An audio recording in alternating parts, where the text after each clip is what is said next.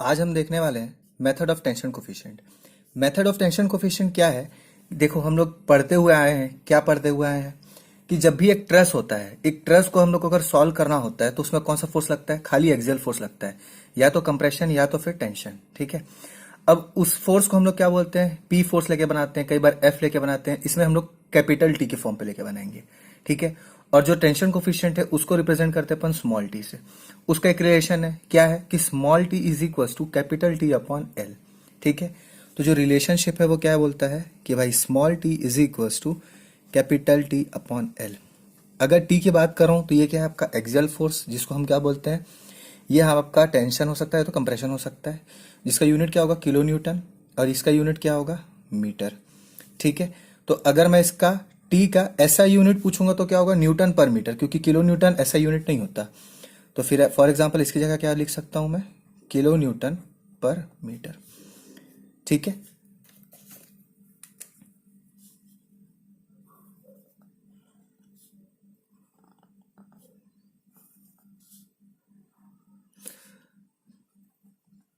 तो हमको क्या पता चला कि भाई टेंशन कोफिशिएंट की अगर मैं बात करूंगा तो टेंशन कोफिशिएंट में हम लोग को किसका यूज करना पड़ेगा? किलो न्यूटन पर मीटर। अब इसका डेरिवेशन समझने के लिए देखो, इसको समझने के लिए सबसे पहले क्या करता हूं मैं? एक क्वाड्रेंट बना रहा हूं। ठीक है। इस क्वाड्रेंट पे मैं एक मेंबर बना लेता हूं। मान के चलो वो मेंबर कुछ ऐसा है। ठीक है। ये पॉइंट ए ले लो और इस पॉइंट को मान के चलो बी। इसको मैं ऐसा वर्टिकली ऐसा ड्रॉप कर रहा हूं और ये हॉरिजॉन्टली ऐसा ड्रॉप करूंगा। ये नॉर्मल मैथ्स वजन जैसे पढ़ते थे वही है। ठीक है। तो इस कंडीशन में यहां पर इसका कोऑर्डिनेट पूछूंगा तो क्या लिखूंगा मैं? x1 y1। और इसको क्या लिख सकता हूं? x2 y2। यही लिखूंगा। इस अगर मान लो ये ए बी लेंथ है। ठीक है। A B length. तो ए बी लेंथ का वैल्यू अगर मेरे को निकालना है, ठीक है, तो लेंथ का एक फॉर्मूला भी हम पढ़ते हुए आए हैं। क्या पढ़े हैं? एल ए बी ले लेते हैं, रूट ओवर क्या पढ़ते हैं? यहां पर या तो 2 - 1 कर दो तो 1 - 2 कर दो, तो x2 - x1 का whole square plus y2 - y1 का होल स्क्वायर। ठीक है। यहां पर हमको ये फॉर्मूला पता चल गया। अब अगर मान लो इसको मैं बता रहा हूं तो ये क्या होगा? आपका एक्स एक्सिस है ये, और इसको हम क्या बोलते हैं? Y axis. तो ये क्या हो जाएगा आपका? इस जगह पे x2 और यहाँ क्या लिखूंगा? y1 और ये y2। ठीक है। इतना क्लियर है? ये जो ए बी है, देखो, जब कभी हम लोग ऐसा फोर्स लेते थे तो इसको एज इट इज आप मान के चलिए मेथड ऑफ जॉइंट वाला। ठीक है। तो मेथड ऑफ जॉइंट में कैसे करते थे? ए जॉइंट से अपन आउटर फोर्स लगाते थे, इसको भी आउटर, बी जॉइंट से आउटर लगाऊंगा तो इसको मैं क्या बोल सकता हूँ? टी, जो कि क्या है आपका? टेंसाइल फोर्स लिख सकते हो, जिसको आप बोल सकते हो या तो टेंसाइल या तो कंप्रेशन। ये आपका एक्सियल फोर्स है, इसको मैं क्या बोल रहा हूँ? T A B. ठीक है। ये एल ए बी लेंथ है, टी ए बी फोर्स है। तो देखो इसमें क्या करना होता है हमको? हमको स्मॉल टी के फॉर्म पे लेके आना है। तो ऑब्वियसली इसको कैसे करेंगे? तो यहां से मान के चलो कि एक एक्सिस है। ठीक है। और इस एक्सिस को मैं क्या मान के चल रहा हूं? यहां पर अल्फा। ठीक है। तो समझने के लिए मैं क्या कर दिया, यहां एक फिर से ऐसा बना देता हूं ताकि ये समझ में आ जाए अच्छे से। ये क्या मान लिया मैंने? अल्फा। ये क्या होगा आपका? L A B. ये कौन सा पॉइंट हुआ? ए। ये क्या हो गया आपका? बी। ठीक है। और यहीं पर टी फोर्स लग रहा है इस डायरेक्शन पे। ठीक है। तो देखो इसमें क्या करना है अपने को? यहां पर इसका वैल्यू चाहिए, तो इसमें देखो स्मॉल टी की वैल्यू चाहिए, तो इसमें क्या ले लेता हूं? पहले मैं मान के चलो मैं क्या ले रहा हूं? साइन अल्फा निकाल रहा हूं। साइन क्या होता है? P by H. परपेंडिकुलर, इसका परपेंडिकुलर क्या होगा? यहां से यहां तक का। तो अब ये जो परपेंडिकुलर है, ये परपेंडिकुलर क्या है? देखो y2 - y1। तो इसको क्या लिखूंगा?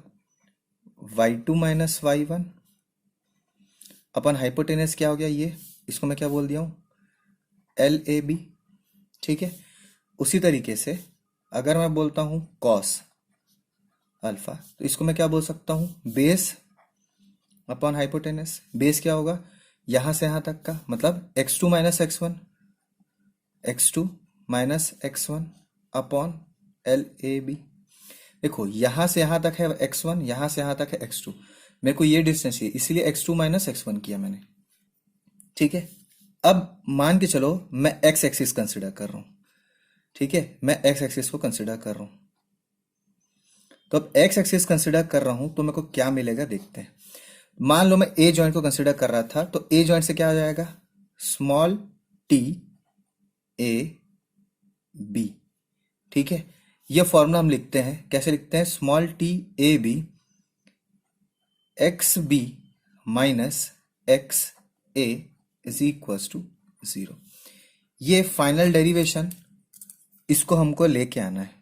ठीक है, ये कैसे आया आपको समझने के लिए एक सिंपल सा लॉजिक बता रहा हूं। देखो ये हमको लेके आना है, इसको लेके आने के लिए हम टेंशन कोफिशिएंट इसको लेके आने के लिए हम मेथड ऑफ जॉइंट को देखते हैं। अगर मान लो मैं ए को लेता तो क्या लिखता, ए का एक्स पोजीशन किस साइड जा रहा है, इस साइड जा रहा है।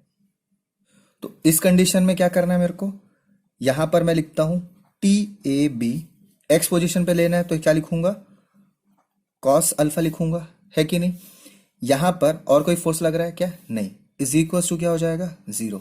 एक्स एक्सिस की बात करूं तो अगर मैं टी कॉस अल्फा लेता हूं, इसको अगर मैं सॉल्व करूं तो क्या देख सकता हूं, देखो T A B cos x को क्या लिखा हूं मैं, x2 minus x1 upon length कितना है ए बी, ये हुआ। इसको मैं क्या कर दिया, इक्वल टू 0 माना। अभी इसमें देखो ये जो दिख रहा है आपको, ये क्या है, ये भी मैंने बताया, इस रेशियो को हम क्या बोलते हैं, स्मॉल टी। तो इसको मैं क्या बोल रहा हूं, टी ए बी। ठीक है, x2 माइनस x1, यहां x2 क्या है, यहां x2 है आपका x B minus x A is equal to 0। ठीक है, सिमिलरली अगर मैं y एक्सिस को कंसिडर करूं,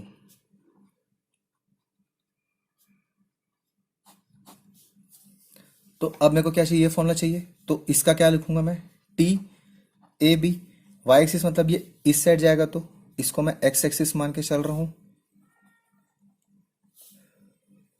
और उसी तरीके से यहां गया तो इसको मैं क्या बोल मान के चलूंगा, वाई एक्सिस, है ना। तो यहां पर इसको मैं क्या लिखूंगा, ये इस साइड में क्या आएगा, देखो sine alpha is equal to 0, यही मिलेगा। इसको सॉल्व करने पे मेरे को क्या मिलेगा, T A B sine alpha क्या हो गया आपका, y A sorry y B, यहां पर 2 मतलब क्या है, ये 2 पोजीशन है, ये 1 पोजीशन है, तो वाई बी माइनस वाई ए। ठीक है, अपॉन में क्या आएगा, देखो यहां पर क्या है, एल ए बी, तो यहां भी क्या देखने मिल रहा है मेरे को, T A B upon L A B is equal to 0। That means यहां मैं क्या लिख सकता हूं, इसको मैं लिख सकता हूं T A B y B minus y A is equal to 0।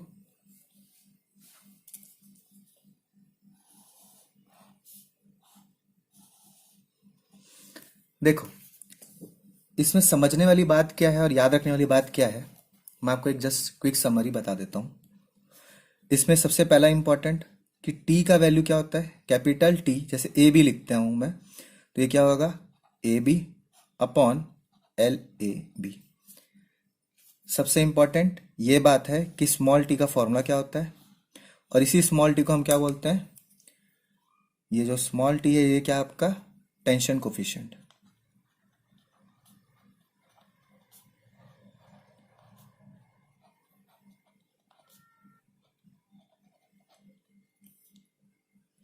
और टी क्या है यहां पर, एक्सियल फोर्स, जो कि क्या होगा, या तो कंप्रेशन होगा या तो टेंशन होगा।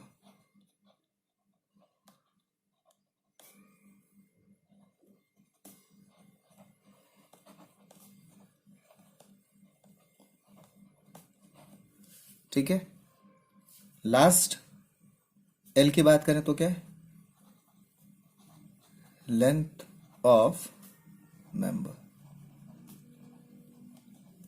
ठीक है, इसमें सबसे इंपॉर्टेंट चीज और क्या ध्यान रखना है हमको कि भाई जो ये फॉर्मूला आया, देखो जब मैं एक्स एक्सिस की बात करता हूं तो मैं ए पॉइंट से लेके जा रहा हूं, क्या कंसिडर कर रहा हूं, फ्रॉम जॉइंट ए, ये मैं ए पॉइंट से कंसिडर कर रहा हूं, ठीक है। उसी तरीके से ये भी कहां से कंसिडर किया हूं मैं, फ्रॉम जॉइंट ए, ठीक है, जॉइंट ए से कंसिडर किया। मतलब इससे क्या समझने वाली बात है कि अगर मैं जॉइंट ए कंसिडर कर रहा हूं, ठीक है, अगर मैं जॉइंट ए कंसिडर कर रहा हूं, आपको याद रखने के लिए बता रहा हूं कि कैसे याद रखना है आपको। तो टी मतलब स्मॉल टी आएगा यहां पर, ए से जा रहा है तो ए से कहां जा रहा है, बी, मतलब कितने मेंबर है, एक ही मेंबर जा रहा है यहां पर फिलहाल, तो क्या लिखूंगा, टी ए बी, ठीक है। और यहां पर क्या लिखूंगा, टी ए बी, ये एक्स के लिए लिख रहा हूं, ये वाई के लिए लिख रहा हूं, ठीक है। तो यहां पर क्या लिखूंगा, जो दूर है ए से बी, मतलब बी कौन सा है, बी दूर हो रहा है आपका, तो x B minus x A is equal to 0, y B minus y A is equal to 0, ठीक है। यहां क्या समझ में आया, ये x को कंसिडर करते हुए बनाए और ये y को कंसिडर करते हुए बनाए, ठीक है। ये सबसे इंपॉर्टेंट चीज है कि यहां पर कैसे याद रखना है आपको, फार माइनस नियर, फार मतलब जो दूर है, ए से बी दूर, ए से बी जा रहा है मतलब जो दूर है, कंसिडर अपन ए से कर रहे हैं, और बी दूर है तो बी को पहले माइनस करेंगे किससे, ए से, ठीक है। इसमें एंगल का कोई लेना देना नहीं होता, एंगल को हमको किस में कन्वर्ट कर रहे होते हैं, इसको एंगल को हम किस में, इसके कोऑर्डिनेट के हिसाब से कन्वर्ट कर रहे हैं, ठीक है। तो ये इसका कंप्लीट डेरिवेशन है, ठीक है। उम्मीद करता हूं आपको समझ में आया होगा। अब नेक्स्ट क्वेश्चन जब हम लोग सॉल्व करेंगे तो आपको ज्यादा अच्छे से क्लियर हो जाएगा, ठीक है। Thank you.